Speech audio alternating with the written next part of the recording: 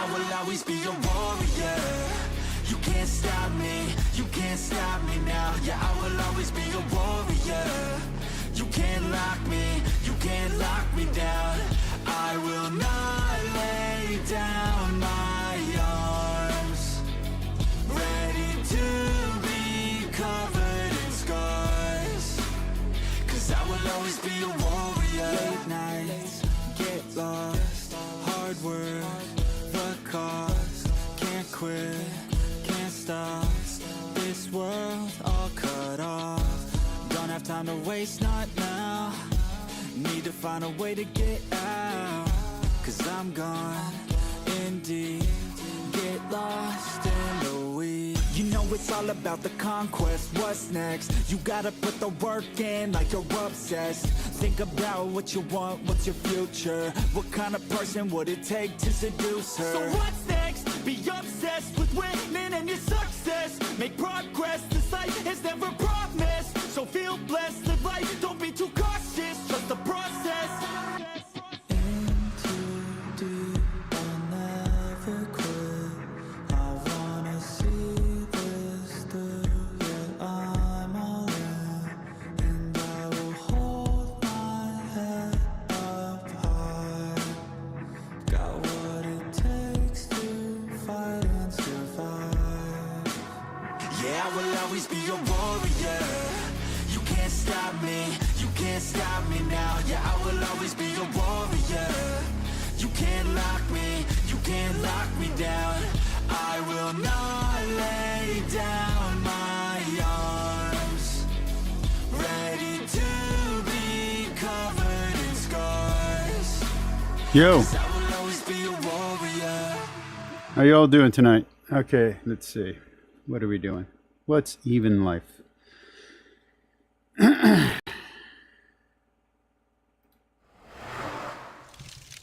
Yo, I've had a rough week. This week's a little bit better than last week, but I'm now on a budget and can spend no money. Yay.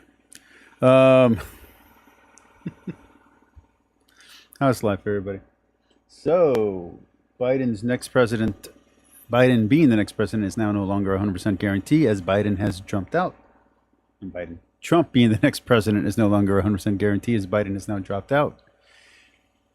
I still say it's like a 90% chance it's going to be Trump. So, but whatever. Inflation got to go. So we're going to do Judaism week this week. At least that's the plan. But I'm going to do something different because I didn't prepare.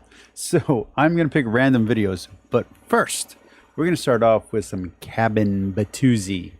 Okay? I think this guy used to be a friend of his. I'm not really sure. Maybe he used to work for him. Anyway, he has some negative things to say about Cabin Batuzzi. I want to hear him. So you're going to hear him if you're watching this channel. Let's go. Let's do this. And that rattling sound is my washing machine. I should probably close my door. But my cat's sleeping in the doorway, so... you know. Hello, this is Mr. Big. Today's question is, can I analyze the case of Richard Cameron Bertuzzi? Just a reminder, I'm not diagnosing anyone in this video, just speculating. Diagnosing? What a weird term. I've already seen this video, so I know that he doesn't actually get into any diagnosing, so I don't know why he uses that caveat. It's a weird caveat. About what could be happening in a situation like this. If you enjoyed this video, please like it, subscribe to my channel, and consider supporting me on Patreon. I will put a link to my non-existent Patreon in the description for this video. First, I'll take a look at the background of this case, move to the timeline of the controversy, then offer my analysis. Richard Cameron Bertuzzi is the founder of Capturing Christianity, a... Is it the white guy face? Is that what it is? Because, like, maybe I'm not famous because I don't have that face. You know what I mean? Like, maybe that's why my channel's not doing well. You know what I mean? Do I do that? That makes me look more...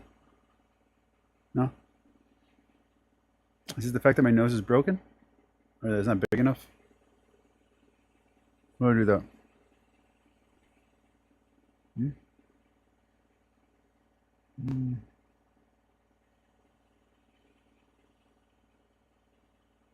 I gotta look serious. Hold on. Is it that I don't have hair? It's that I'm balding, isn't it? Oh. Fame is ever elusive to me. A nonprofit ministry aimed at exposing the intellectual side of Christian belief. Previously, he worked as a He's not done that in a long time, maybe ever. photographer before transitioning into capturing Christianity full-time after being laid off from his job. The ministry has enjoyed great success, bringing in $186,222 in 2021. So presumably, That's really good. That's really good. it comfortably brings in over $200,000 currently. Okay, real talk now. Cameron's You wouldn't know that. That's pure speculation. channel has been on an amazing adventure as of late. Welcome to Capturing Christianity. My name is Cameron Bertuzzi. My goal with this channel is And before he gets into it, I do have a problem with the way the Cameron channel has gone, because he used to do this sort of pseudo-intellectual thing when he was a Protestant, and that was fine. But he's doing it as a Catholic, and it really bothers me. It bothers me in such a bad way. I don't like the crap fake Christian shit in Christianity, in Catholicism. Keep it out of my Catholic Church, okay? Don't bring in the clowns and the fake exorcists and the young earth creationists. Don't. If they're already Catholic, fine, have the conversation. But if they're not Christian in any kind of perceivable way, except for in the fringes of fringe Christianity, they're in the fringes of the fringe, don't bring them into the Catholic Church. Don't put them on a channel that you're labeling as a Christian Catholic channel, whatever it is you're labeling it as. You have Jimmy Akin on as a partner now. You say you're failing. You say you're starving. You say you're having trouble. If you're making $100,000 a year, you're not having trouble. Okay. I went from a job that was earning not that kind of money, but pretty close to that kind of money, and I'm now working a job that makes nowhere near that kind of money. Believe me, you ain't there, boy. This ain't a good look. Being greedy is not a good look, and being desperate for an audience is not a good look, and having audience capture is not a good look. Look, you've reached success I probably will never reach, so you're not going to listen to my advice, but just trust me on this one. What you're doing right now is not a good look for Catholics. It ain't. is to expose the intellectual side of Christian belief. The intellectual side, like young earth creationism and literalism. Let's bring literalism to Catholicism, because why not? Pre-medieval Europe was so fun. Let's just go back to that. Belief. That's why I'd like you to support my friend Cameron Bertuzzi, because he has a wonderful YouTube channel called Capturing Christianity. In fact, Capturing Christianity has great videos on why Christianity is true, and he also responds. Let's see. Prophet predicts that Trump assassination. Is this how I know? Oh, this is how I know demons are real. Demons clearly don't exist. Real exorcist debunks exorcism expert who says demons aren't real. To arguments against it. That's why This possession test worked too well. I mean, it's popcorn. It's popcorn. It's not a real channel anymore. You don't need to go to him for apologetics. You'll be fine. you need to support him, and I hope you will. Look, he goes down. Gavin Ortland comes up. You know, you win one, you lose one. You know how it goes. What makes us unique is that we take critical thinking around here very seriously. Would you believe me if I told you that the assassination attempt on President Trump's life was actually prophesied in great detail months ago? I do want to take a few. Maybe because Cameron's on the rise in Catholicism, that's why Michael Lofton is now on the outs again. I like Michael Lofton. His content is a little too reminiscent of old shitpost, but it's okay. It works. It works. He can be a shitposter and be a Catholic. I don't think that's a problem. But him having kind of that blood sport mentality has put him on the outs lately. I know that he's blaming it on his pro-pope stance, but there's a lot of pro-popes out there. I'm a pro-pope. There's Joe Heschmar's a pro-pope, and he's not having trouble with his audience. So, few minutes and explain why it's important. You can't court the rad trads and then give them the middle finger and expect them not to react. You know what I mean? I go full-time with this ministry. I think it's vital for the growth of Christianity. Cameron, let's talk YouTuber to YouTuber. Okay, your channel is not vital to Christianity. Is it not vital to Christianity? It's not vital to Catholicism. It's not vital to anything. I don't even think it's vital to YouTube. Apologetics is and ministries like this into the future, because we're in an age right now where information, good or bad, is right at your fingertips. It's vital that we have apologetics ministries putting out. It's vital that we lie to you and lie to ourselves. And if we don't lie to each other, how could people know the truth? Good, solid content featuring the work of actual philosophers, actual professionals on our channel. Oh, I'm sorry. I was picking my nose and he had professional up there. I'm so sorry. It's just my nose itched. I had a little thing right here. I got to put the spray. It's a whole thing. It's kind of a problem I have. And that's what one of the things that I love so much about it. People are hungry for apologetics. People are sick of apologetics. Sick. They're sick of and sick. Like they're sick and they're ill from? Yeah. They're sick of apologetics and they are ill from apologetics. People are hungry for apologetics. Shroud of Turin. Yeah, his Shroud of Turin defenses just suck. He really needs to stop doing that. And aliens as demons and aliens visiting the Vatican. Oh, and by the way, Christianity is true. Welcome to Capturing Christianity. Capturing Christianity is actually currently operating at a net monthly deficit.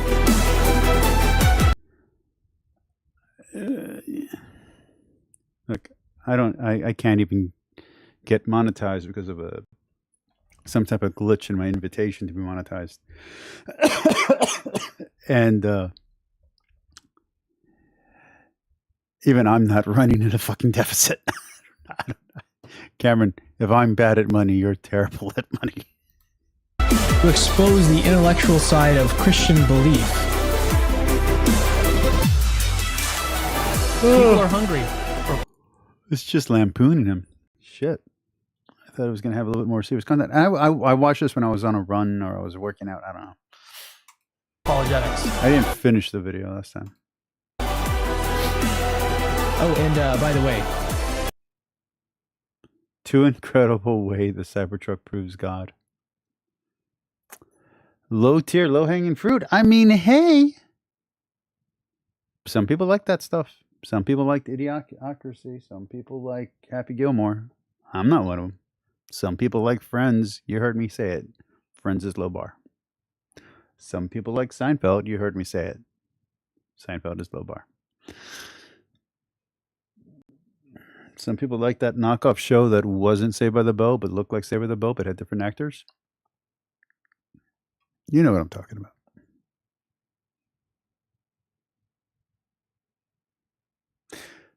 The Melrose Place knockoff that was on USA Network that somehow ran longer than the show it was ripping off.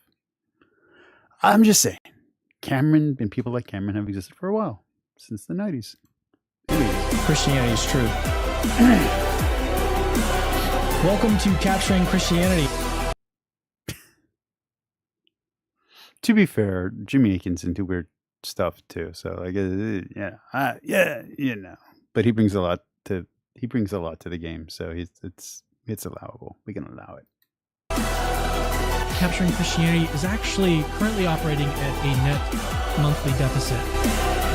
This music's gonna get me in trouble, I'm pretty sure. To expose the intellectual side of Christian belief. What's his defense of where his channel is trending? Well, in the case of his demon-haunted world, part of it is to say that his audience is interested.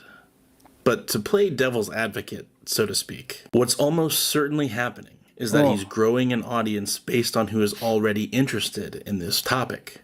I would say he's cultivating an audience. I mean, there's nothing wrong with that.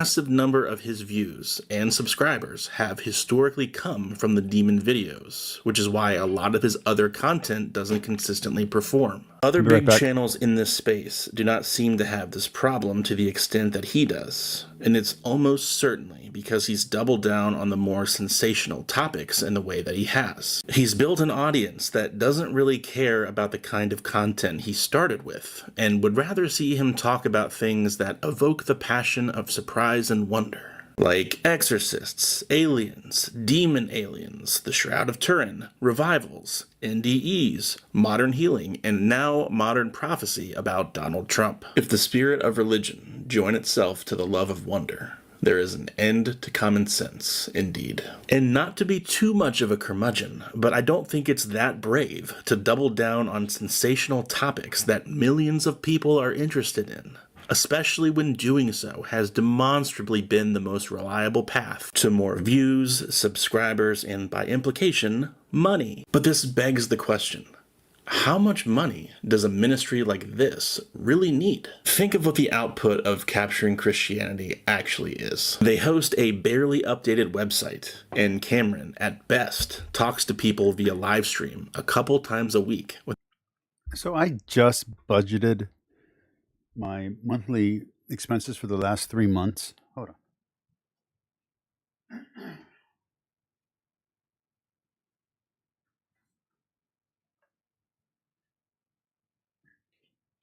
I'm not going to show it to you. I'm not stupid.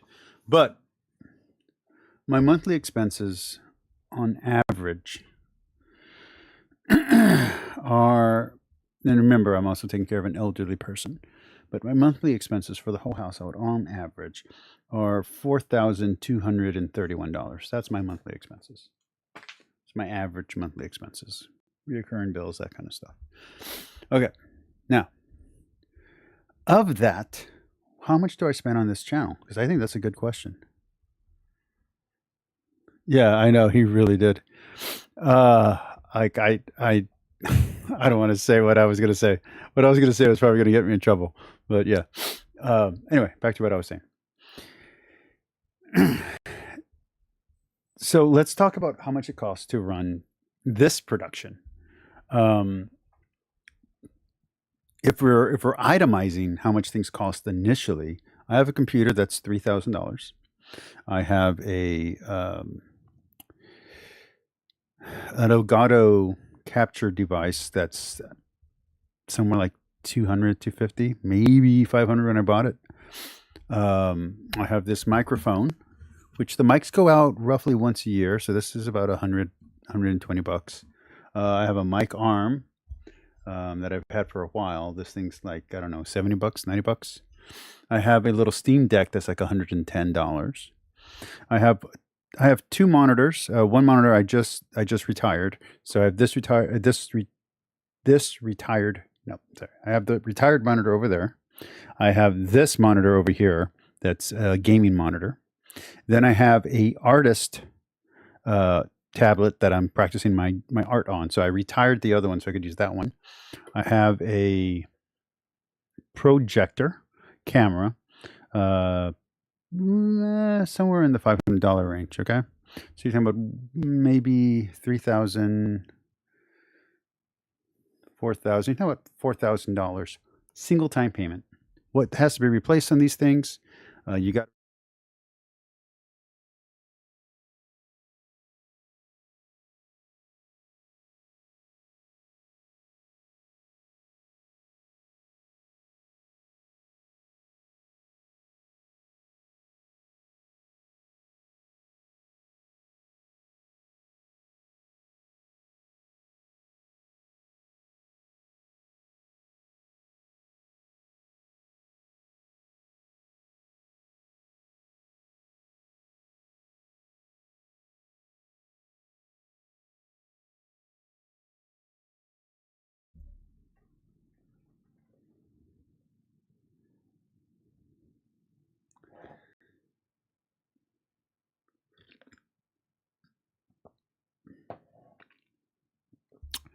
To answer the question why my channel is not as big as Cameron Bertuzzi's, I was just talking into a muted mic, and I made some great jokes that I don't remember.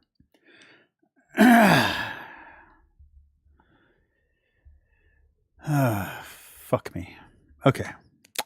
Let's try this again from the top. Can anybody hear me? Is anybody out there? So I was talking about my budget. Let's go back. We're going to do it live. Did you guys not get to hear my terrible accents I was given for different voices for Cameron? Oh my gosh. Was I muted the entire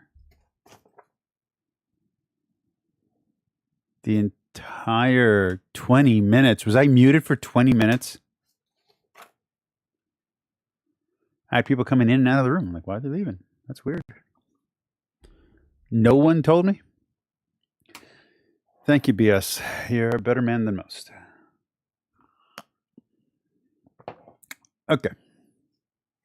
So let's talk about Cameron Bertuzzi for a second for his budget. So he says that he's in a deficit and he's making $100,000 a year. I come from a career where I was making that kind of money. Okay.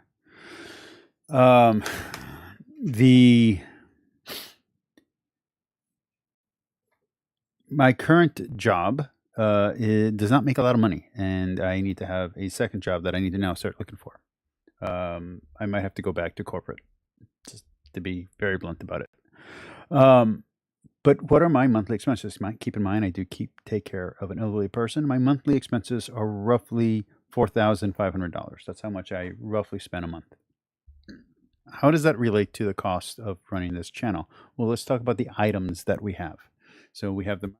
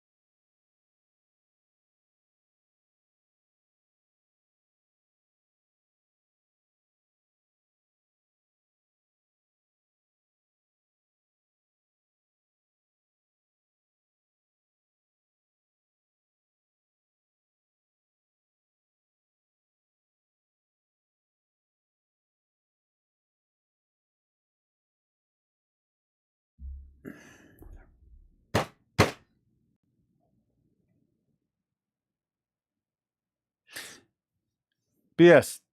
What did I leave off? Where did it mute? What is going on?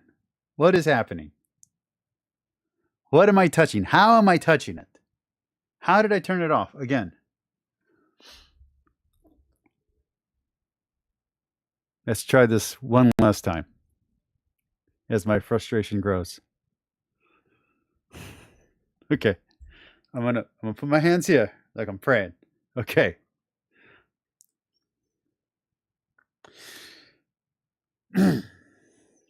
Three monitors, one of which I just retired. I have a microphone from Elgato, pop mic, and a mic arm. I have and all of that costs about $100 each, except for the pop mic, which is like $30. Then I have a $200 XP pen drawing tablet that I use that I want to have as I want to change to an avatar. So I want to start animating an avatar character. I have I'm going to keep my hands away from that guy. I have a $3,000 computer. I have a Elgato sound card, capture card. Sorry about it. I have an Elgato capture card. I have a GoPro camera, a GoPro camera mount that's also a mic. That means also a mic. There's also a mic stand that's for extended battery life so it doesn't overheat. I have an 8 gig hard drive, external hard drive for editing when I want to edit the videos for my GoPro. I have a 2 terabyte. I have an 8 terabyte and a 2 terabyte external. I have a 2 terabyte external that I use for the stuff I do on the computer so I can store it offware. I have a secondary internal hard drive, 1 terabyte, and I have another terabyte. So I have 8 terabyte, 8, 11, 12, 13. So I have 13 terabytes running on this computer right now. I have a projector that also is a camera. That's like $500. So you're talking about like $5,000 total for all of this stuff. When you break it down, monthly costs, it's not that much. Basically, it's my subscription to Streamlabs, my subscription to Adobe, which is like $25. Streamlabs, I paid off for a year at $120 or something like that, $145. And my internet is going to be my monthly, which is like $200 and some dollars. And yeah, so that's where I'm at. So even if you put in all the overhead that you can, you're not spending more than $500 on this, and that's for a production of this size. Cameron, as much as he's expanded, has not produced a much larger production. He doesn't have better cameras. He doesn't have better anything. He's still doing the same thing he was doing years ago. The mics you do have to change out. The cameras you do have to change out. Maybe every once a year, every 2 years, every 3 years, but they do go bad. So if he's gone up in cameras, maybe the camera cost has cost more. Fine. That's the situation.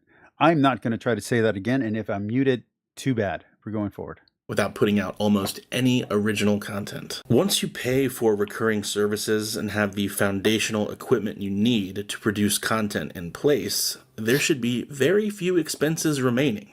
So why is he constantly begging for money? Where is it all going, if not being... Yeah, seriously. Like, I got a part-time job that just barely covers my bills, and I'm not begging for money. I do note that I have a Patreon, but I haven't set anything up yet. And if I go back to a full-time job, there's really no need for extra cash. Now, Karen Pertuzzi does this full-time, but he's also a minister, and his wife is also a minister, if I'm not mistaken. Yes, that was in a Protestant church, and yes, now he's Catholic, but he still does ministry stuff. So he still should be making money. So it is weird that he's begging for cash. Catholic Answers does that as well, and I know they didn't hit their goals, and now they've kind of broken up, but they're still functioning as a team. So I get it. Overhead is real. People get paid. People have contracts. All of that's real. But to do the kind of channel that Cameron's doing, the kind of channel that I'm doing, which is not that different, to be very blunt, and that's not great on me, but it's the truth, there's not that much overhead. Like I said, 200, maybe if you really push it, 500 a month is really what your overhead should be on a channel like mine or like Cameron's. You shouldn't have to pay guests to come on. You shouldn't have to pay people to be on there. If you have a channel that's producing AdSense, you should be sharing revenue with the person who comes on as a guest. If you don't have that, doesn't matter. We're all trying to get there anyway. Injected directly. Oh, and back to what I was saying. I'm in a different situation because I have the option to be monetized. Maybe he's paying the guest. Yeah, I think so. I can't explain what else it would be.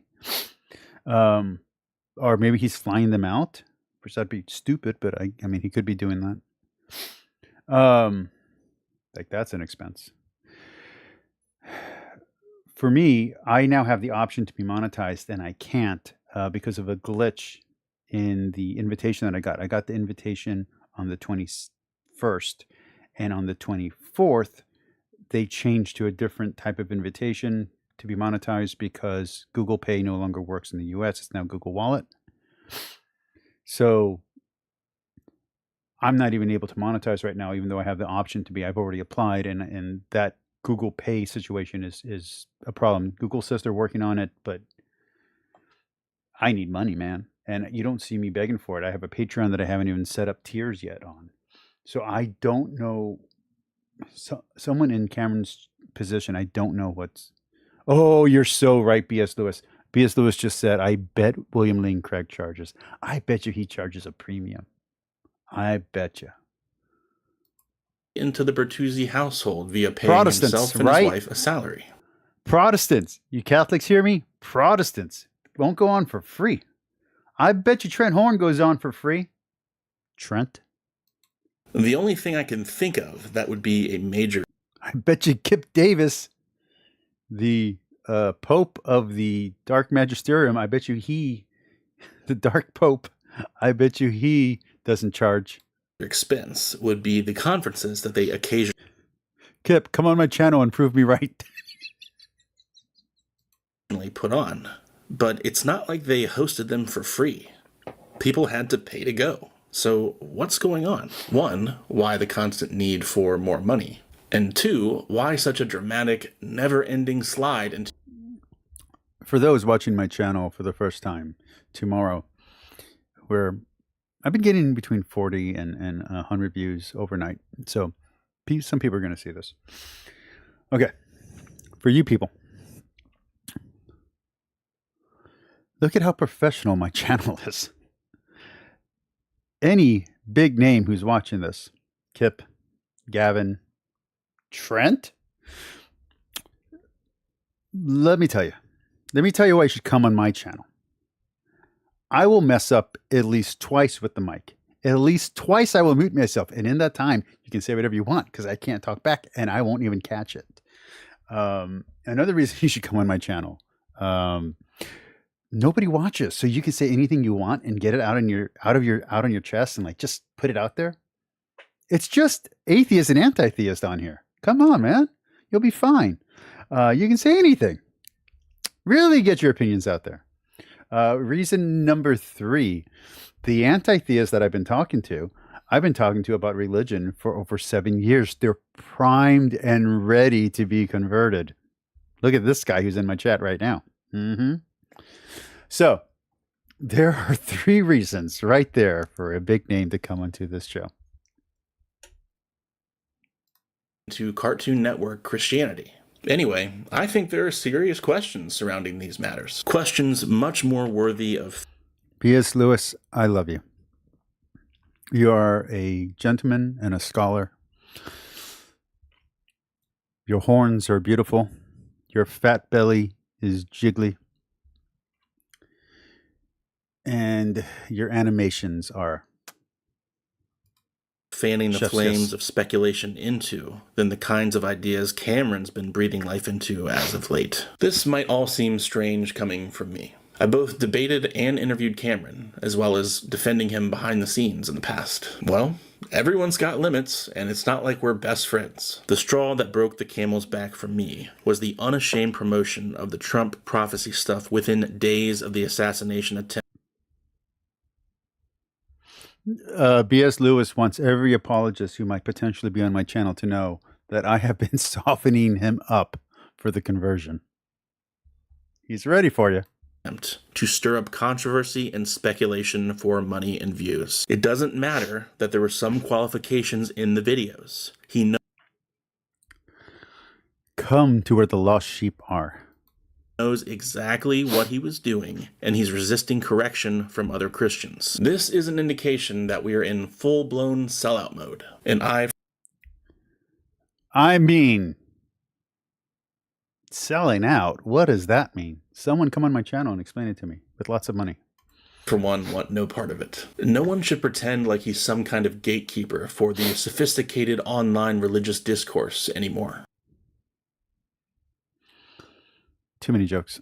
I'm certainly not going to. So I think I'd rather distance myself now rather than later. I'm usually pretty good at transitions, but I got nothing. So tap this video next to me to see what YouTube... Okay, so now, as to Judaism Week, we are beginning tonight. I'm going to do something different because, and you might not have heard this earlier because I was muted like an idiot. I'm going to do something different. Today, I have prepared nothing.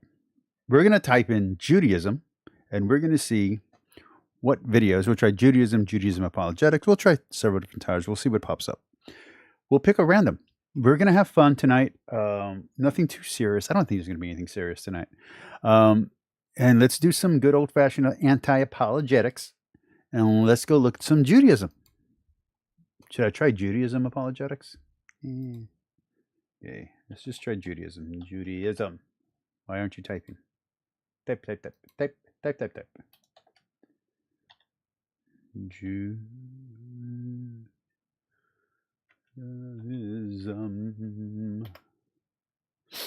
I have no idea what's going to pop up. I'm going to be very clear. We're just playing random today.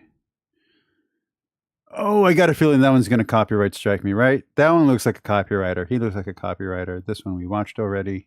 As a preview. The Jewish Institute. I don't think they're going to copyright me. Ooh. Hi, Jewish Learning Institute. Welcome to my channel. No commercial. No commercial. Forgot to mute. Forgot to mute. There we go. Whew. Close call.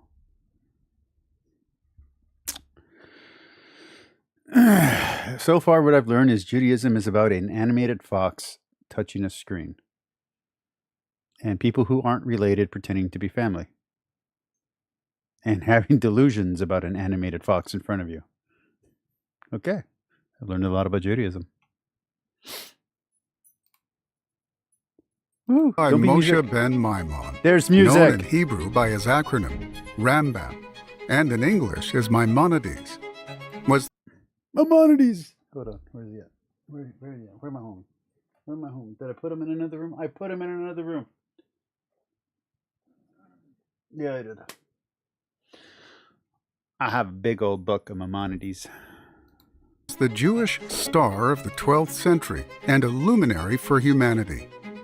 One of the greatest codifiers of Torah law. If there's music through the whole thing, I'm going to have to... Hold on, I'm just going to go ahead.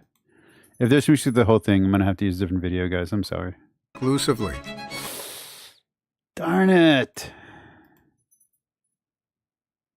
Oh, King this David, looked good. I got an idea. I got a crazy idea. Hold on. Let's go back. Let's do this. Oh yeah. This is gonna be great. Okay, subtitles English. Okay. Here we go. And luminary for humanity, one of the greatest qualifiers and a giant of Jewish philosophy. He formulated the 13 principles of the Jewish faith, or as Jewish fundamentals of truth. It's going so fast, I can't keep up. The Jewish communities worldwide recite, sing, and summarize the 13 principles of Maimonides. God exists.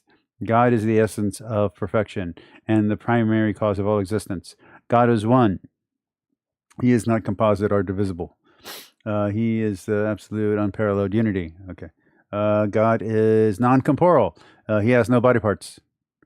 God. Okay. I got lost. There's another one. Come on, let's go back to a new one. 4. God is eternal. This also means that nothing pre-existed God or brought God into being.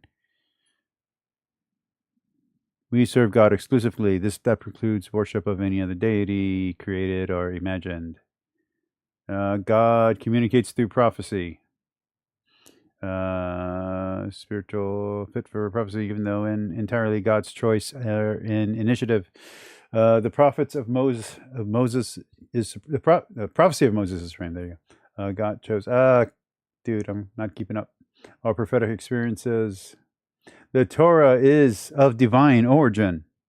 The Torah scrolls, along with the explanations of Moses' delivery orally, is all from God's mouth. The Torah is not susceptible to change. How many are these? How many are there? God knows everything. Okay. Come on. One more. God rewards and punishes. He gives us the ability to choose. Oh, free will. They're acknowledging free will. Woo! Is there 2 more? 1 more? 12. We believe in and await the... Oh, they're still waiting for the Messiah. See, they're still waiting. They haven't gotten the message. We should go deliver it to them by 2. Yeah. Okay. The dead will resurrect. There will be a resurrection of the dead. Okay. Let's go to another one.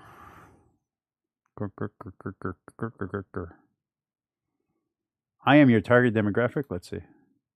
Are you my target demographic?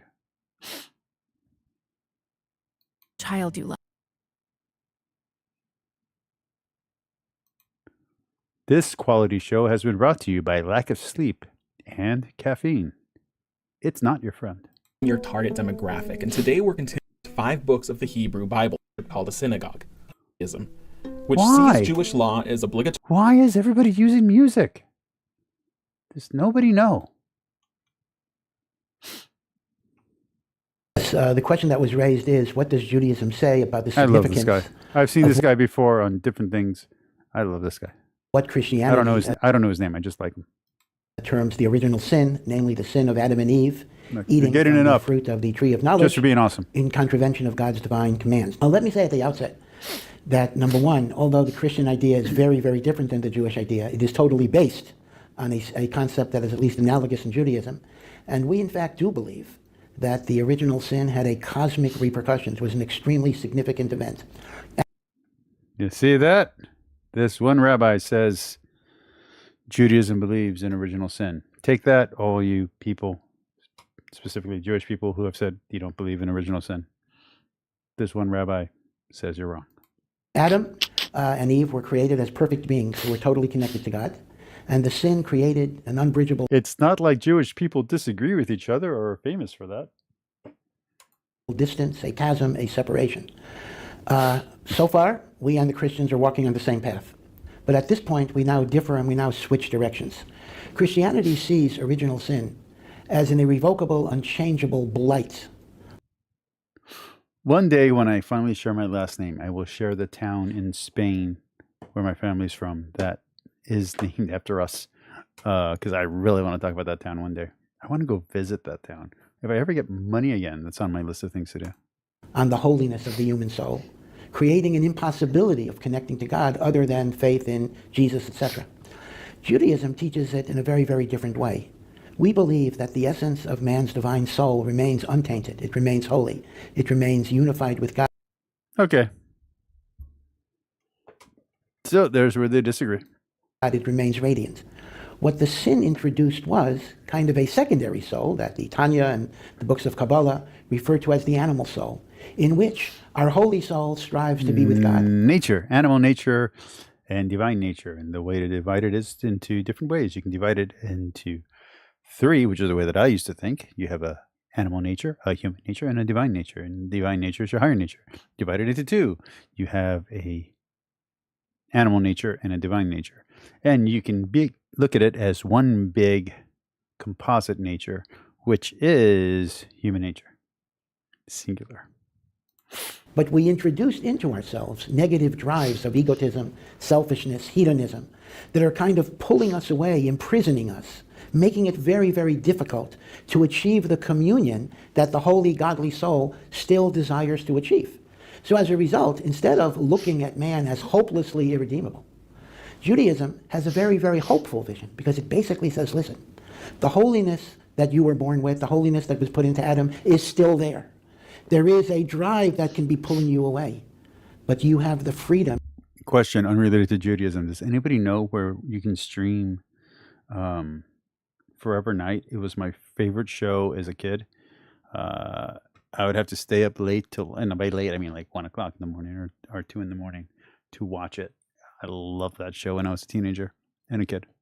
You have the capacity to liberate yourself from that drive and achieve holiness and perfection and communion with God. So as a result, Judaism on one hand does I'm going to go put my nasal spray. I'll be back. remind us that we have many, many negative forces within us that we have to fight. Judaism is realistic. We don't assume that we are already in a state of perfection. On the other hand, Judaism teaches us that if God gave us the challenge, God also gave us the wherewithal to be able to surmount that challenge. So I think the fundamental difference is that Christianity views original sin as a taint on the spiritual essence of man. We regard original sin as creating a tension, an opposition, and a force that we have to overcome. Cool. Coolness. I like that one. Okay, let's try Judaism apologetics. Jewish apologetics. Jewish apologetics. Jewish apologetics. Let's try Jewish apologetics. That's not how you spell Jewish. Jewish apologetics. Apologetics. And then we'll try Julius Apologist, okay? Like I said, we're just having fun tonight. Nothing too serious. We want to keep this fun. I mean, how can I not? This is a perfect. This looks great. Okay, let's see. 2 minutes. There's the bad guy. Oh, the bad guy's on this one. Fine, we'll do it anyway. So the fun thing. Funny thing is, well, you know, how does a snake, how does a snake lose its feet? Yeah.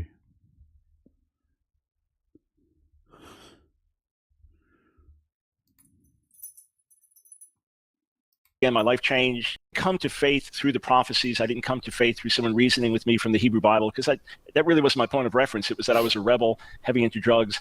When I got saved. What is the gateway to Christianity? Drugs. That was the message. Thank you.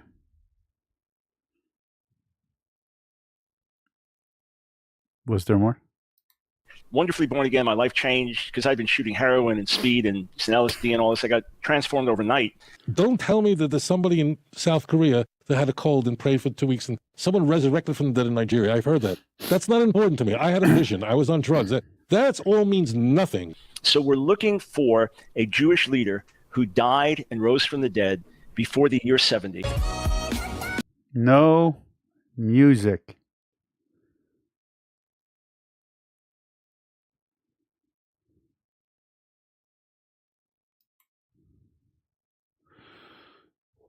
Drugs are not bad.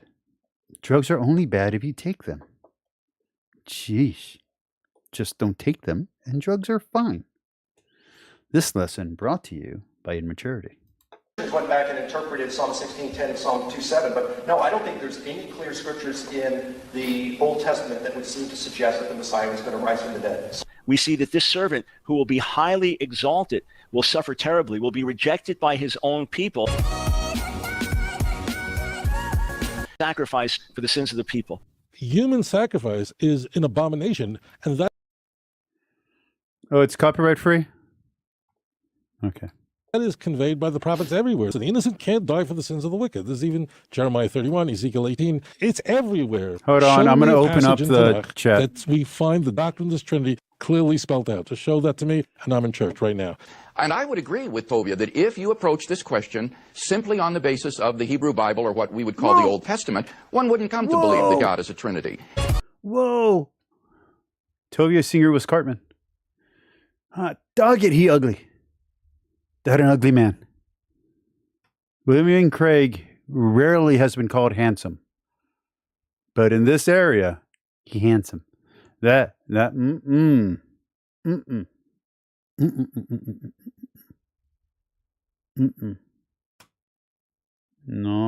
Tovia. May I introduce to you a thing called mewing? I've learned about this recently. You chew a thing, you get a little jaw thing going on. Just Basis of the Hebrew Bible or what we would call the Old Testament, one wouldn't come to believe that God is a Trinity. I mean, come on, think about it. I know that William Lane Craig kind of looks kind of plain, kind of dopey, not really a catch, right? But comparison, not that bad, ladies. Trinity.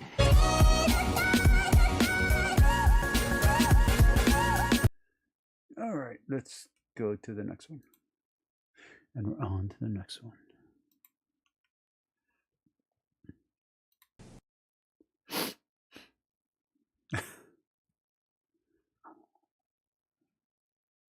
The movie that made everybody hate everybody. Thank you, Matt. Because, obviously that's shaping how you're... Okay, so let's go through some of your faith journey, because, obviously that's shaping how you're seeing the world in terms of your fiction writing. And you have a pretty interesting faith journey. Obviously, you and I ended up in very separate places. But you started off, you're born into a Jewish family. I've said to you before, we've had this conversation, but you were born into an extraordinarily secular Jewish family. Right. So, and now, obviously, you're a religious Christian. So how do you get from point A to point B? Well, the weird thing about my family was that it was secular, but it was also committed to, my father at least was committed to the traditions. So we went to Hebrew school. We were bar mitzvahed. We learned this stuff. But it did occur to me that I've always had this, I won't call it an obsession, that's a little too much, but I've always had this idea that things should make sense. If things don't make sense, you should change your mind. And part of that was because of a kind of dysfunctional atmosphere in my house where we were taught a lot of philosophical ideas that were just untrue.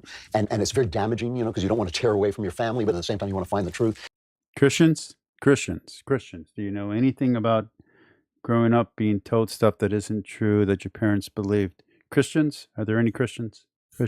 Anybody? Their parents taught them weird things? No? And so I became kind of obsessed with finding the truth. So you're there praying. Okay. Here's what I'm going to say. So we're rating attractiveness here. Tovia Singer, a 2. Okay? A 2. William Lane Craig, I'm going to say he's a 5. Okay? Scale of 1 through 10, William Lane Craig, a solid 5. 6 beers in, you know, shit happens. Andrew Clavin, I know he looks like this now, but imagine him 20 years ago. 20 years ago. 30, 50 years ago, okay, when he's like 30 years old. I bet you looker. I bet you. And you're there learning Hebrew, which is not my language, and you're there wearing, you know, Listen to the voice. The voice alone has to do a lot for him. And the thing, you know, you think, you know, well, if there are women who like that. There are women who like him. There's no God, and my mother was a stone atheist, and my father was just kind of like, you know, he didn't want to get in trouble with God. Wow, he just blew away atheism. Atheists, you had the same problems that Christians do. You will also dogmatize your children and give them idolization. Idolization? That's not the right word. Ideology. And you will also poison them with ideology. Oops, I guess atheism isn't the answer either. But like he didn't exactly believe in him either. And after a while, you start to think, well, this is ridiculous. This is ridiculous. So after my bar mitzvah, I mean, that was kind of the turning point. I was bar mitzvahed. I got thousands of dollars worth of gifts that I put in this box. And one day I got up and threw the box away. Wait till the camera turns. Everything in it. And I just thought, like, you know, this like is the old lady at the end of it. Of all the men who have been on camera, 8 out of 10. That's an 8. Look, I know you're saying, what? Listen, okay. You're just looking at that picture. You've never seen any other person in the world. You're saying, that's an 8? Remember what we just saw. We went from Tovia to William Lane Craig to Clavin. I think, Ben, solid 10. Nah, solid 10. I'm sorry, I lied. Solid 8. Solid 8. Prove me wrong. Titanic. Yeah, this is, exactly. This is ill-gotten gains. You know, this is not what I wanted. I'm going to change this channel's name to Rating Apologist, and it's all just going to be Rating Apologists based on their looks alone, not based on their ideology or their apologetics or dogma. I didn't really, I expected to live my life as a sort of intellectual agnostic, you know, like the way, I mean, I think this kind of was the default position of thinking men in my day, you know, and it's kind of still is. Still now, exactly. Yeah. I'm doing this routine now, yeah. Right, and I think that was going to be it. That was really my position, which is very flattering to the intellectual mind because you can analyze everything into dust. You can, just no matter how small the point is, you can break it up into even smaller pieces. That's a good point. That is actually true. And we used to do that a lot in my philosophy courses. And even outside of my philosophy courses, we were just hanging out. The people in philosophy class, we would just do this to everything. It's really easy to deconstruct everything and anything. That's why I'm not impressed with baby atheists on YouTube who are, oh, I deconstructed from Christianity. You can deconstruct from anything, dude. Like, this is such bullshitty. It's so stupid that people act like that's the height of intellectuality, to tear something down. No, it's hard to build something up. That's the real challenge. Pieces because you don't have that bottom line of there has to be meaning, there has to be morality, there has to be. The problem was when I was 19, I read Crime and Punishment, and it convinced me that. You know, I thought that was going to happen with Nietzsche, and I wrote my thesis paper, which is not a don't get excited. I don't have a real degree. Don't get excited. I have an associate's, and I went to a community college and then a local university. Okay. But I wrote my thesis on Nietzsche and about how he saved me from leaving the Christian faith. It's actually Nietzsche. This is not a joke. I didn't write it just for the credit in the class, although my paper was the best paper that year.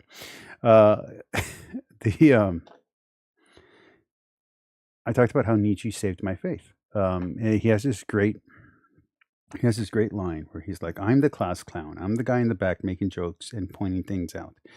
If I can make you doubt your faith by using simple logic tricks, the same kind of tricks that philosophers have been using for years, then you never had real faith to begin with." And man, that woke me up. The moral world existed. It convinced me that Kant was right. There was the starry sky above and the moral law within, and that was undeniably true. And because of that, I kept circling around, well, where does this morality and meaning come from? And I wasn't satisfied with things I hear from guys like our pal Jordan Peterson, the Italian philosopher Marcello Pera, says, live as if there were a God. I think to live as if there were a God is essentially to want the conclusions. Millions of Nietzsche's for me. Of a syllogism whose premises you don't accept. Right. And it just makes no sense. Why am I still looking to the side chat when I opened up the app for the chat so I don't miss anything? I'm so unprofessional. And so, again, everything had to make sense to me. And ultimately, I mean, I had, when I was a kid, I've lived like these two lives. I had terrible emotional problems. So that's a thing to admit on. I'm not joking, by the way. Like, these mics go out all the time. This is a little Rode mic. I love this little thing, and I used it for a long time. And when it worked, I had better sound than some of the top YouTube channels. No joke. And then out of nowhere, I started sounding like I was in a fishbowl. And once I started sounding like I was in a fishbowl, this thing cost me money. I bought the Rode mic as like my final mic. This was when I was real new to YouTube. I didn't understand how this stuff works. And I did not have a budget. I did not have the budget to go buy a new mic. So for months, I was just sounding terrible. And like I said, every time a mic goes out, you're going to know. I mean, you're going to sound terrible, and there's nothing you can do in your audio cues to fix it. There's no adjustments you can make. So, but I love this little mic, and I used this thing for years until it went out on me. And I had two of these. I had one before this one. Before that, I had like a cheap mic that let's not even talk about. Oh, hold on.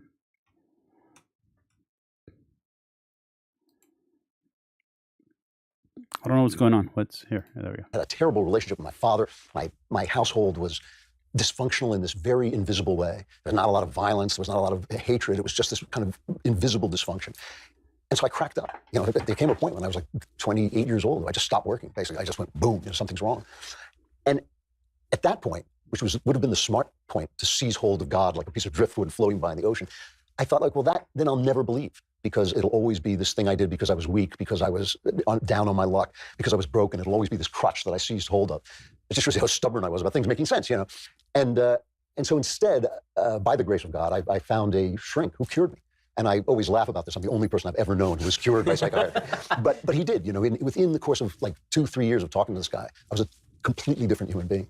And it was only then, when I felt sane, when I felt certain that my impressions were correct, when I felt certain that I was not living a delusional life, that it seemed obvious to me that there was a God because of my moral stance, and the stance that if everybody on earth, there was a time when everybody on earth believed that slavery was right, even the slaves. They would have said, yeah, I don't want to be the slave, but this is the way things are.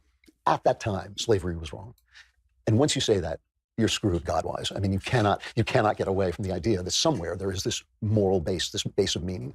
And this is the thing that's become fascinating to me now, because there are guys like you and me who actually believe, but we're kind of anomalies in the world of the thinking man. I think there's a lot of assumptions there.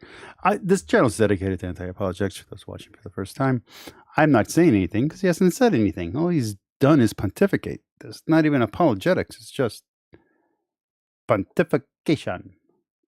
There is, right now, the world of the thinking man is divided into two. On one side, you have people like Jordan Peterson, Marcello Pera, Douglas Perry, who wrote that book, The Strange Death of Europe, and Wilbeck, the novelist we were talking about, Wilbeck, who are basically saying the West can't survive without the Judeo-Christian thesis. We should all ascribe to the Judeo-Christian thesis. I myself do not believe. Right. They're all saying the same thing. I myself cannot believe. On the other side, you have these guys like Yuval Harari and who wrote *Sapiens*, and Steven Pinker, who are saying, no, my friend. We are going up and up and up. This has been an absolute. Well, get to Harari. I think that Harari is at least more intellectually honest than Pinker. I mean, I think that Pinker does this whole routine where the Enlightenment will save us and everything is going to continuously get better, and you can carve away the foundations of Western civilization, nothing will crumble. And Harari. If only there was a man here with a bow tie to answer your question, BS. But there isn't. Haha. Christianity wins again by default. He's basically like, well, maybe civilization sucked in the first place, right? Maybe BS said, then why did he become a Christian if he thought slavery was always wrong? maybe if we just go back to living in fields and we were happier when we were eating grass and all this kind of stuff. And at least he's honest that way. And he has this kind of Vulcan idea that we're all living in a delusion. Like the problem with him is he says the most unique, his phrase, I would never say the most unique, but he does. He says the most unique thing about Sapiens is the fictions we create. So we have a fiction that there's a God. We have a fiction that we have human rights. We have a fiction of money. Money has no value. But that's not how fiction works. I mean, fiction describes something. It does not create things. I can create a delusional world through fiction, but good fiction. I don't know what's next. I'm just clicking random. Let's see. I'm Andrew Clavin. No music. Thank you. What's going on over here? I don't know what this is. Jewish professor finds Jesus. No, I want Judaism.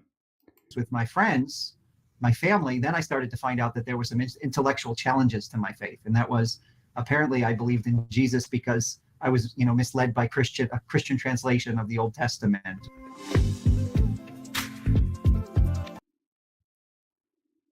All right. Let's see. I think we're going to end the video, the stream with this one. I don't know how far we're going to go. I'm going to fast forward it. As long as there's no music playing, we're going to listen to this guy convert out of Judaism into Christianity. It's not really where I wanted to end tonight, but like I said, I did not do my research this time, so I wasn't prepared. Let's go. For you today, Bible scholar, PhD in Hebrew Bible, author, father, husband, my friend, and much more. Seth Postel is joining us today, and he'll be sharing his story about how a Jewish kid from Jersey that hated himself finds the perfect love of Jesus. Welcome to our YouTube channel and playlist where we hold rational and logical discussions with leading scholars regarding the existence of God and Jesus as the Messiah. I'm Jeff Morgan, and I'm part of the Jews for Jesus team here in Israel. Today, we have a special guest. We have Seth Postel with us today. Seth Postel is the academic dean of the Israel College of the Bible. He has a PhD in Hebrew Bible. He's the author of 2 books and many published articles and essays on the Bible. He's a father of 3 children, husband of 1 wife, and is here to share with us about one of the most explicit messianic prophecies in the Hebrew Scriptures or Old Testament, and in other words, Tanakh. Welcome, Seth. It is a joy and a privilege to have you here today. Thanks, Jeff. Great to be here. It's a privilege.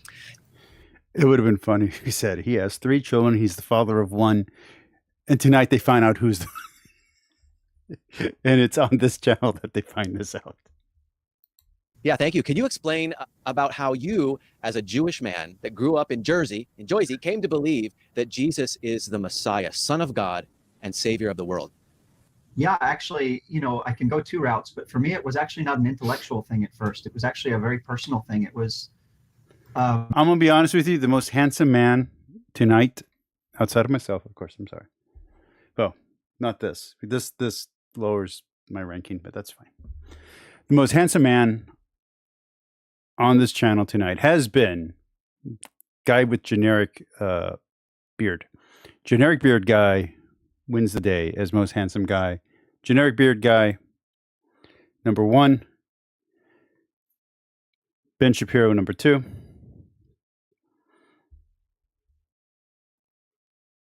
This guy, number 3. Andrew Craven, number 4. Bottom of the barrel.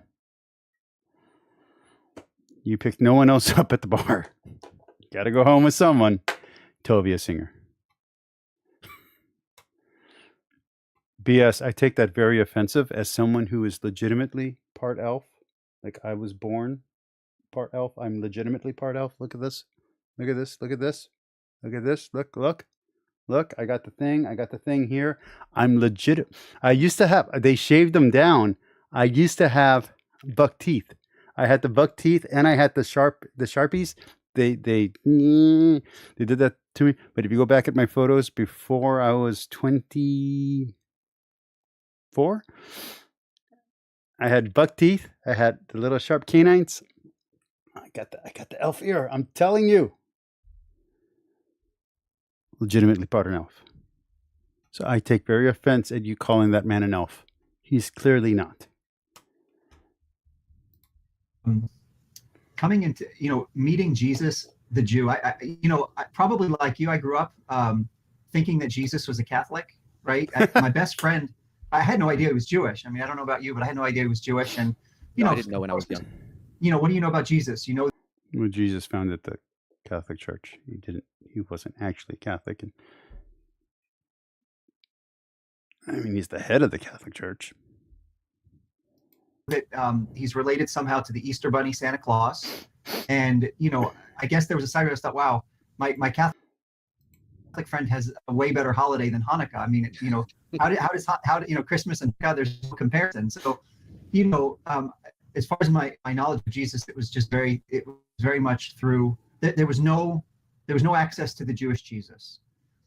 And, you know, my mom and dad, and again, I'm going to give you a short version of it, but my mom wrestling They through need the to turn scriptures down and his. wrestling through the meaning Ooh, of life. sounds so terrible. She came to faith in Yeshua and Jesus. My father was very upset, threatened her not to talk to me as the youngest. My siblings had already left the house. I was the youngest. And it just kind of went through some major changes in our family. But for me, what ended up happening was, obviously I saw it was something really good. Well, Judaism is also cultural and also, I mean, genetic, but familiar. I don't know how to say family in the smart way, but whatever, that word. So, like, yeah, no, it's a little bit more intense than most Protestant Christianities. Catholicism is kind of close to that. Catholicism is something you're born into. But yeah, it's more intense than jumping denominations. So, like, if you leave Catholicism, that's a big deal. If you leave Judaism, that's a big deal. I think Judaism might be a little bit bigger deal culturally, but still, it's a big deal, especially when you leave Judaism for Christianity, because it's one thing to be an atheistic Jewish person and still identify as a Jew. It's another thing to identify as a Christian and pull yourself out of the gene pool. Like, it's, you know, your kids are going to be Christian from here on out. So you're literally pulling out future Jewish people out of the mating pool, out of the cultural pool. That happened to my mother. But for me personally, I came to a bit of a crisis. I came to a place of just a dark period in my life where I felt lost and felt ugly and felt as if God hated me. And I hated myself. And so I was pretty sure that God hated me like the rest of the world. And it was just in this moment of just being totally down and out and struggling with an addiction and just lost that I met Jesus. And I didn't actually care if he was Jewish or not Jewish at that time. It was just, I met Jesus, and he loved me with a perfect love. And it was just something that was so radically transforming. My chains instantly came off. And then as I was trying to share this news with my friends, my family, then I started to find out that there were some intellectual challenges to my faith. And that was, apparently I believed in Jesus because I was, misled by a Christian translation of the Old Testament, or, if Jesus is truly the Messiah, why didn't the rabbis? What is it with drugs being a gateway to Christianity legitimately? Reject him, and who do you think you are? You know the Bible better than the rabbis. And so for me, my intellectual journey became. Speaking of which, wait. So back when I was a baby YouTuber, Glaslyn Glenn, whatever, she was a big atheist, staunch atheist, and she was like clean cut as far as atheism and shit posters were back at that time. Okay, so she was like the least edgy of the edgelords. So serious content back when that was serious content on YouTube. I looked her up recently to see what she's doing. Her channel, same channel, or no, maybe it's a different channel now, but same name, same channel, now reviews sex toys. What happened? I know she took the psilocybin and she had that religious experience, so she didn't want to do the atheism stuff anymore because now she believed there was a higher power or some type of spiritual thing. Fine. But you would think that would take you into, like, if not Christianity, some kind of like Kundalini yoga or something, right? She legitimately reviews sex toys for Adam and Eve. I don't get it. I don't get that turn. That's a huge turn, because considering that her content, even when she was being an edgelord, was very PG, very conservative in that sense. But wow, yeah. So complete change. Not what I expected for her. I think she's happy. I think she's married now, if I'm not mistaken. I'm not saying this to like shame her or say something bad about her. It's just what a weird turn that she went from being a professional anti-theist to being spiritual to then being a sex toy reviewer. Like it's just a weird flip. And by sex, I don't mean like she has an OF or anything like that. That's not what I'm saying. But that's just a huge turn that I didn't see coming for her. A very important part of my faith when Logic, I don't want to see you doing anything like that. Logic. I know you need money, man. Don't do it. Don't do it. Don't do it. Don't do it, Logic. Don't do it. Don't do it, Logic. when I started meeting opposition and realizing that, you know, to me, I'd look at these passages in the Hebrew Bible and in the Old Testament, and it was just so clear. And tomorrow will be more serious once I have a playlist for us for the week, but I just don't have one this week. Oh, this week. I don't have one today. This is so clear. And then you suddenly realize that it's not so clear to. For those that don't know, the reason why we're having a fun day today is I was involved in a hit and run. Someone hit my car. They hit off. I'm fine. It cost me $1,000 to fix it because that's my deductible. They caught the guy, and there's a question on whether or not I should press charges. If I do press charges, he's going straight to jail. I just don't think I don't think putting this guy in jail is worth it. I don't mind him paying a fine. If it was just a fine, a $500 fine, I'm cool with it. But I don't want him to go to jail over a bumper. Anyway, on top of that, my dad has dementia. He found a way to spend some money that he shouldn't have spent. I wasn't watching. It's my fault. I'm in charge of him. But I had to reimburse him. And then he found a way to rent movies and buy stuff on Amazon. Again, not terrible, but that money was there for a specific reason. On top of that, my wife asked for a separation, and then she asked for a divorce. We're in a better place now. But yeah, so I've had a very rough week, including a rough weekend where I didn't get to do everything that I want to do because I was busy fixing my finances and budgeting for the next 3 months.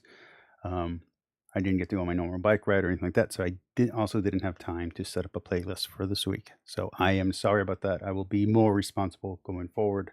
But today we are having fun and making dumb jokes, and we are enjoying YouTube the way it's meant to be enjoyed, for fun. None of these people are serious. I don't care if it's the president, the Pope, Kip Davis. I don't care who it is. If you're on YouTube making videos, it's for entertainment and to be enjoyed. No one should be going to war over YouTube, and I know people do all the time.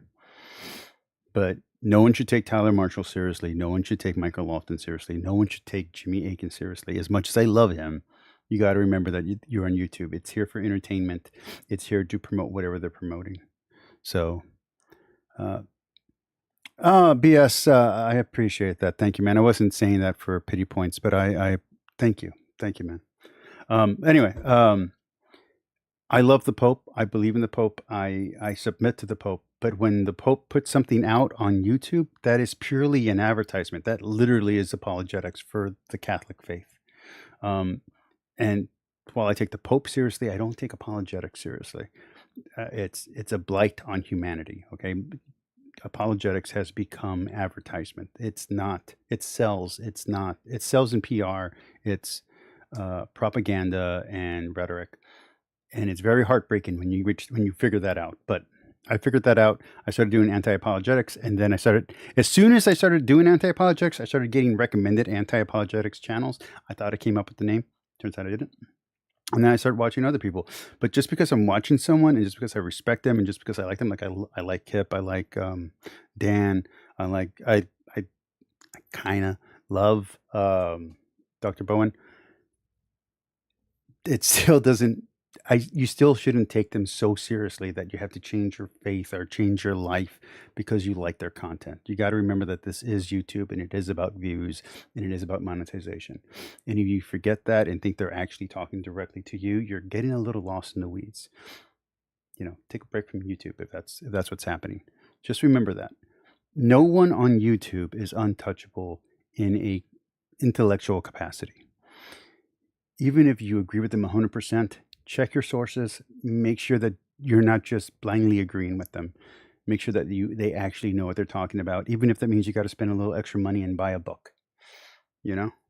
Go to a library. Libraries are free. You can go get a library book and see if the reference they're making really is what they say. Because sometimes, in fact, a lot of times, especially with apologists, when you look up what they're referencing, the original reference, like not the encyclopedia or the dictionary they're using or the summary where like it's just a collection, like there's Bartlett's used to have a collection of quotes. When you go beyond that to the original source, it's not always saying, and it doesn't always mean what they say it means in their apologetic spiel. And this is for everything, not just religion, like science, history, philosophy, art, reviews. Some of it's just for the clicks, man. And you got to remember that. So chill out, have a good time. Today, let's not get too serious. We're going to go maybe another 15 minutes. Maybe we'll go 40 minutes. Maybe we'll go for the whole 2 hours. But we're going to have fun. We're going to make some jokes. And tomorrow we'll get back to the serious stuff. Everybody, and you start to learn the arguments of why it's not so clear to everybody. And it challenged me, and I started in a very long path of learning the Hebrew Bible as best as I could, and I'm still learning. You know biblical Hebrew and Greek, yes? I do. Yeah, which is really... And just to be clear, BS, and also for those listening, I'm not irresponsible. I have a password on everything that my dad touches or does, so he can't just do things. But my dad's also a genius. He's in the Band Directing Hall of Fame. He's in the Texas Music something. He's a genius when it comes to music and when it comes to math, when it comes to finances. Even though he was, I'm not going to get into that. But the point is that he didn't have the confidence that measured up to his abilities, but his abilities far surpassed the confidence that he had in himself. So he's just a great musician, great thinker. And you leave him enough time alone, he'll figure out a password. He's broken passwords on every computer that I have, on every device that I have, he's figured them out. But this time he was more clever. He found a way to download an app that got around the password. He then used that app to purchase movies and rentals. I'm not going to say which it is because I don't want people looking up my stuff, but let's just say he found a way to do that. He found a way to get around the password. So I had to delete that app, block the app, and then reset the password to a new password. So that's what I had to do for him. So he has advanced Alzheimer's. I don't want you to think that he doesn't. He doesn't have a memory that lasts longer than 15 minutes. Sometimes he thinks I'm his brother. Sometimes he thinks I'm his parent, his father. But you leave him alone with a remote control and a smart TV, and he can get around a password. So he was a brilliant man, and he's still very clever. Helpful in understanding, the original manuscripts and the meanings and the context behind many of the words that sometimes and also many of the passages that are taken out of context, which is really helpful. I was just going to say, interestingly enough, in terms of Greek, knowing Greek is not only helpful for the New Testament. In fact, we know that the Old Testament or the Hebrew Bible was translated into Greek before the time of Jesus, right? The Torah and several of the other books, and so many times the Septuagint preserves not just the translation of the Hebrew Bible, but an interpretation of the Hebrew Bible that comes before the time of Jesus, and in many cases, these are the very interpretations that were key. This is very true. This is why I like a lot of the, I was going to call it Judaizing. That's the wrong term. My brain fried because of what I shared with you. Messianic. This is why I like a lot of the Messianic Judaism stuff. When I was becoming a Christian, remember I was a lapsed Catholic, and then I came back to the Catholic Church, and you can call that becoming Christian because what my life was before that was nothing like Christ. Maybe a little bit, but really not. Like I was really sinful, and I learned a lot about Christianity from Messianic Jewish resources. They have it really tight. Like I know Judaizing is an old heresy. It's a problem. Um, read your John Christensen, read your Paul. I get it. But man, do they have their stuff down. They really have a good understanding of the Jewish Jesus. And when you study Hebrew and you're like, for me, if you listen to the rabbinical courses that were available online for free, and you could listen to the podcast of these classes and the students asking questions of the rabbis, they were becoming rabbis themselves. I think they were third years, maybe fourth years. I think they were third years in whatever, I don't want to call it seminary, but whatever it is. It was really good stuff. And then you'd go and you'd reference it to the Messianic Jewish apologetics.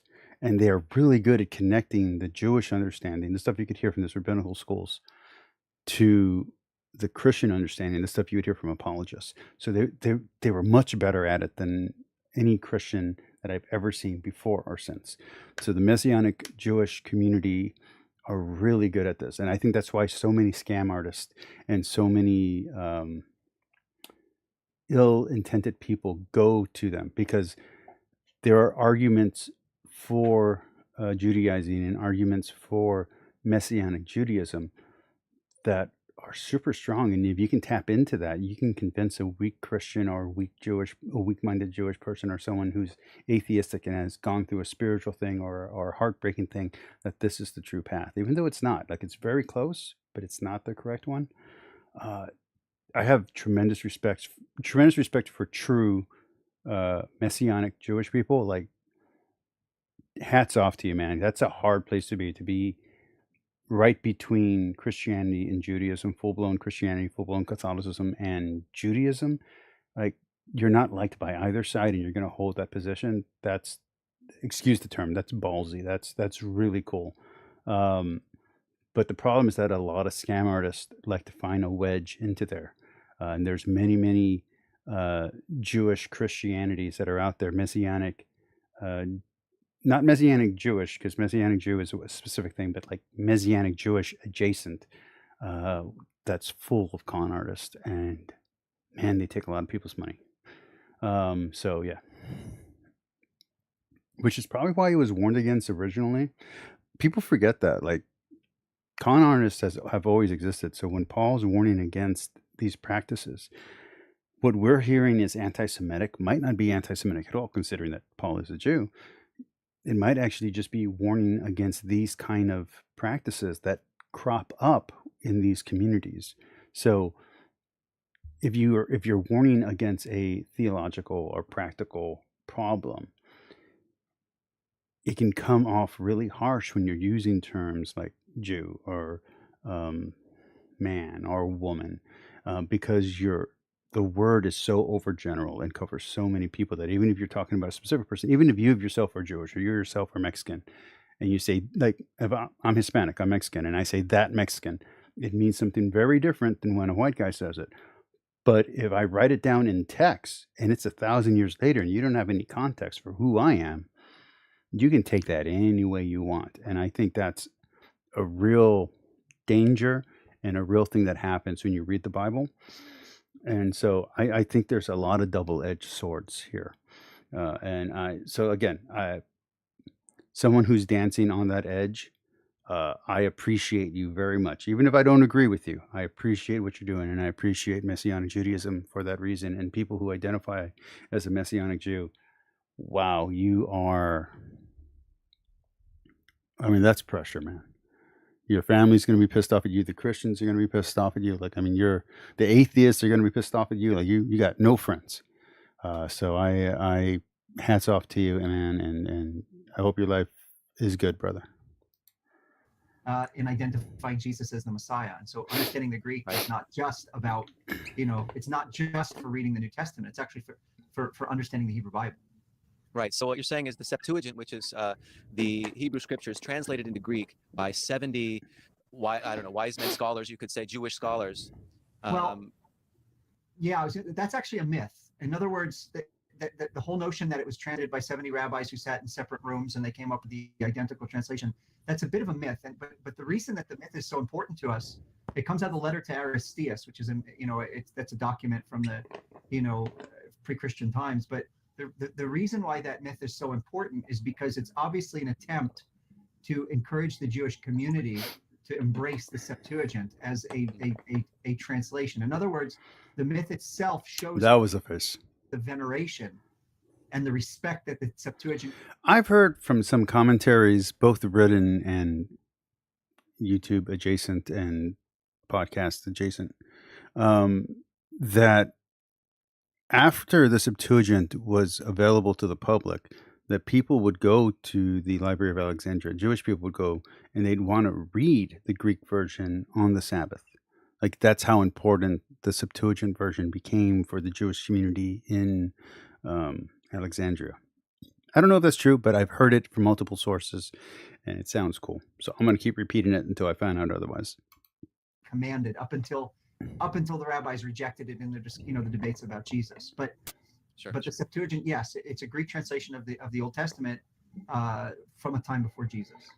Okay, great. So let's get into messianic prophecy. First of all, what is a messianic prophecy? I think I'm going to go until they finish the messianic prophecy stuff. I'm guessing that's going to be around here. It might be a little bit longer than I want to go, but I'm guessing here. As soon as I get done with the messianic prophecy stuff, that's where I'm going to stop for tonight.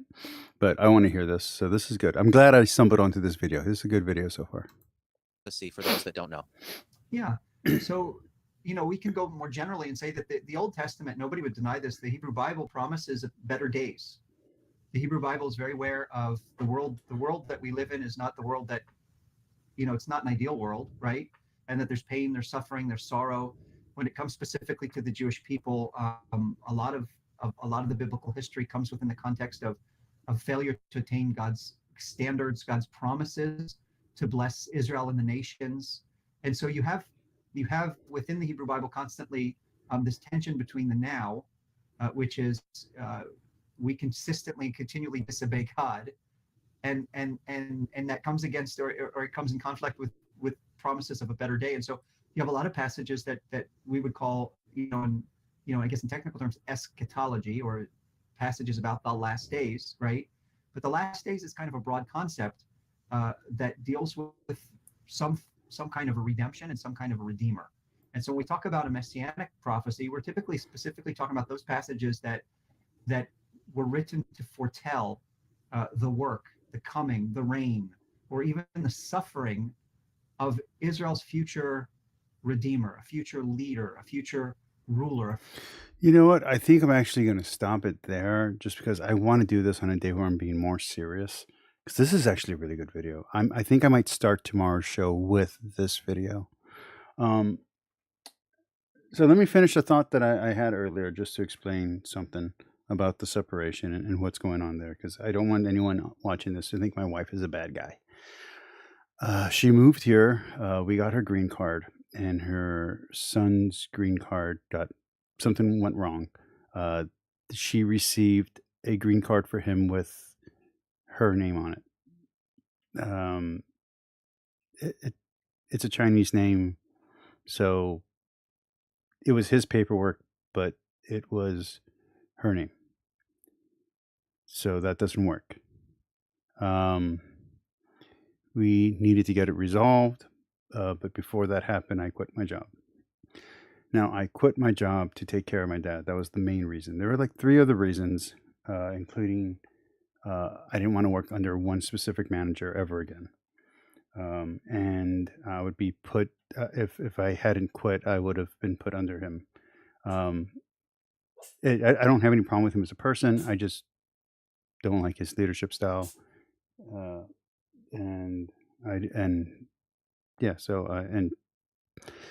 left. But the main reason for leaving was that I was spending more on nurses and people to take care of my dad than I was spending more than a quarter of my income on just people to take care of my father. Just by quitting and staying home, I suddenly had positive income. This is before I even got work. For 3 months, I was pursuing to be my dad's caregiver, but we didn't qualify because his retirement's too high. Straight up. And a representative of the state came, and because they were trying to get it, and they couldn't. And a representative actually talked to me directly to apologize because they encouraged me to quit my job to take care of my dad, because they're like, no, you're going to get this. Your dad qualifies. It's going to be fine. He didn't. So a state representative actually came and apologized. I'm like, well, what good does that do me? And he's like, well, nothing. There's nothing we can do. You're kind of screwed. I'm like, thanks. So I had to find work. My wife wanted me to go back to school, but I told her I would. But instead, I got a license. I got several licenses. I got a license to bartend. I got a license to handle food. I got my OCC, which is basically a small loans license, so I can hand out small loans. And I got my insurance license, all of which costs money. There might be another license that I got to. I want to go get my personal training license, but I also don't want to be, by my wife.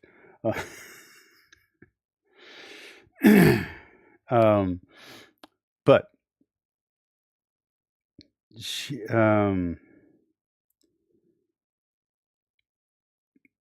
got me a job to work at a college, at a university in China, a major university. And all I had to do was get the next level of my degree. And I'm good to go. At the same time, I need to spend money to fix my stepson's paperwork if we're going to live here. So my wife went back to be with her son because he couldn't come here, he couldn't stay here. Although everybody has told her, just bring him here. Yeah, like every legal advice person says, just bring him here and fight for the citizenship here. Like you already got the green card. Your husband's a citizen. Adopt him, and everything's good. I adopted my stepson. She won't listen to anyone's advice. She has degrees upon degrees. She has doctorate and all that other stuff. So there goes that.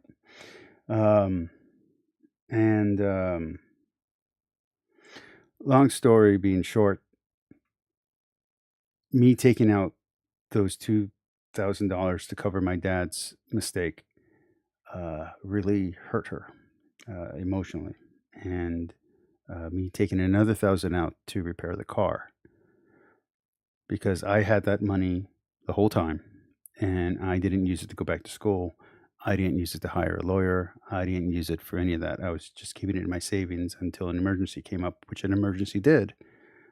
And I used it to help my dad, and I didn't use it to help us. So that's why the separation happened, and that's, so that's the situation. So don't think she's a bad guy. I made a call. I made a judgment call to help my dad instead of to help us. And it hurt my relationship to do that. So yeah, that's the long and short of it.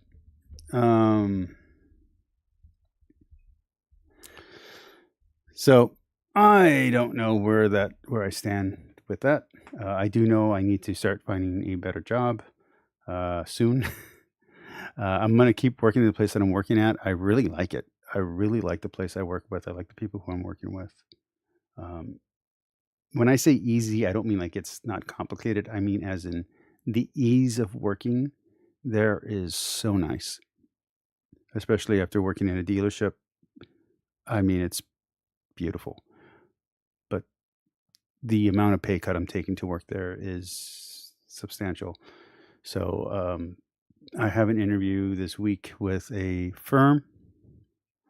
We'll see what happens there. I'm going to start applying for corporate jobs again. I know with my dad's situation, that's not the wisest thing, but we need the money, and that's where I'm at. I was really hoping with the YouTube monetization, I was going to start making a little bit of extra money because that actually would help. I'm not kidding. $100 here and there would actually help my situation. I'm not in desperate straits. We're not in like losing the house situation, but we might not be able to pay a bill here or there. We might have to pay a bill late here and there. So, I need to go back to a either a full-time job or a job that pays more. Again, I'm not desperate, so that's good. It's good that I'm going to be able to look at jobs without having to be desperate, without having to need to take the first offer. That's a good position to be in, but I'm not in the best position. And YouTube monetization was really going to help, like not joking around. Having a larger audience, being promoted by the algorithm to more people, having AdSense. Like I said, $100 here and there would have helped. But right now, I got the notification, I did the application, and by the time I finished filling everything out and doing everything, YouTube had changed to where they no longer use Google Pay. They use Google Wallet, I guess, and the link that I have only goes to Google Pay. I don't know how to fix it. I've tried fixing it multiple times. I've sent a thing to Google. I actually got a response from a human being. That was cool. Wasn't expecting that. They said they're working on it. So I don't know. Anyway, this was way too much about myself this time. I am so sorry, guys. You don't come here to hear me talk about myself. Tomorrow, I'll be back to normal. I love you all. I forgive everyone for everything. God loves you. God loves me, because I would not be here without him. So,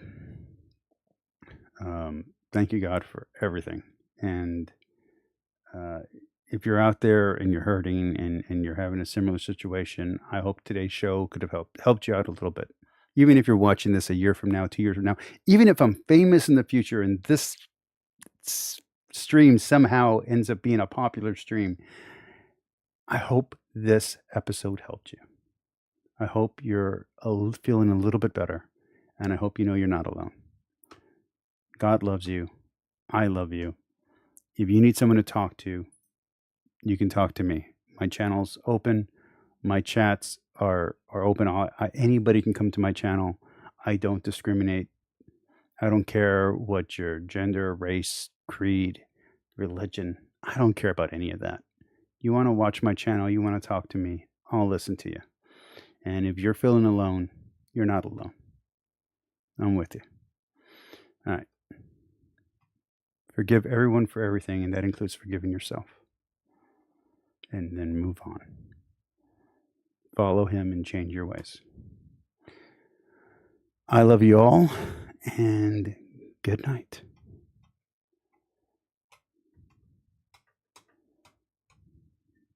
Oh, music. I almost forgot the music. See? I'm out of it today. It's so not good. It's okay. It's okay. It's okay. We're going to be okay. Let's see. What do I want to hear from NeFX? Let's do a different song. Let's do a different song tonight.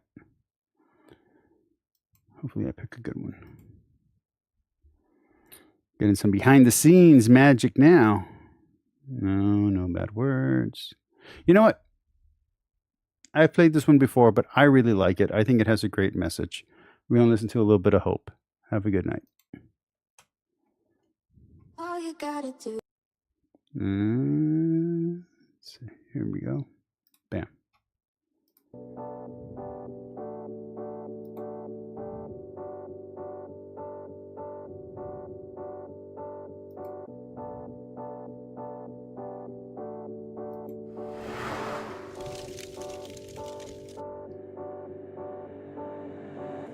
When you feel like you're nothing, but you wanna be something, yeah. Well, all you really need is hope. I just want you to trust me if you wanna be something. Yeah, that's right. Let's go. Yeah, when you're feeling down and you're out, like you got nothing but doubt, you're alone in the crowd, just trying to figure it out. All of this cloud and this money got you feeling left out. Listen up to me now, every word that's out of my mouth. Wake up, it's me. You're gonna follow your dreams, or are you just gonna be another cog in the scene? You feel the hope in this beat, yeah, the hope that you need to proceed and be exactly what you want it to be. I feel right and I'm proud, hype and I'm loud. I'ma shout all about how I feel in the now. Ain't nobody ever gonna try to change me till I'm dead, pushing up daisies. I'm alone in the crowd, I won't feel down. I got hope right now, and I know I'll be found. I don't really care just what all other haters gotta say. I know everything I do is gonna make them fade away, yeah. And when you feel like you're nothing, but you wanna be something, yeah. Well, all all you really need is hope. I just want you to trust me if you wanna be something. Yeah, then all you really need is hope. Take a look in the mirror, are you seeing some fear? You hear the voice in your ear, can you start to see clear? Are the bad thoughts near? Or can you be where your feet are, yeah, when you stand right here and say no? I'm never gonna give up, I'm never gonna slow. The one that doesn't give up, never loses to a foe. The one that could show to myself I could go all the way to the top, can't stop me. I'm a soldier, always closer till it's over. Older, but I'm bolder, moving forward, motor, never slower. Get to know ya, don't go make me drop my shoulder. You need to believe you can achieve everything that you dream. Everything that you need is in the air that you breathe. It's in the mind that you feed. It's in the time that you bleed. Every second of life is another blessing to me. And when you feel like you're nothing, but you wanna be something, well, all you really need is hope. I just want you to trust me if you wanna be something.